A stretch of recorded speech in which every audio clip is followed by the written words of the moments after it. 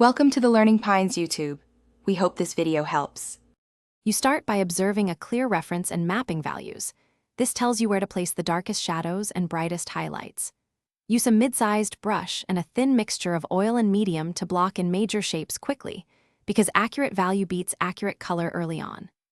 Once you have the silhouette and core shadows, step back, make sure proportions read correctly, and correct the largest errors now so later layers refine instead of reworking whole areas. You now model the hand by layering midtones and shifting color with small modifications.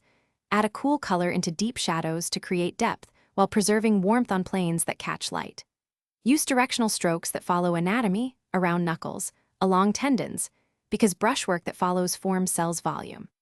Once done, soften transitions with a clean, dry brush or a light glaze, and make sure to preserve crisp edges where skin meets nail or light catches bone. You finish by placing the smallest, brightest highlights and subtle reflected light to sell moisture and skin texture, because tiny lights read as realism.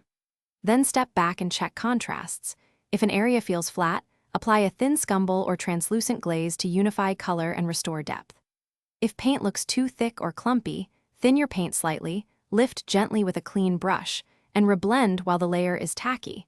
This avoids overworking and keeps edges natural. Thanks for watching. Consider subscribing if we helped you.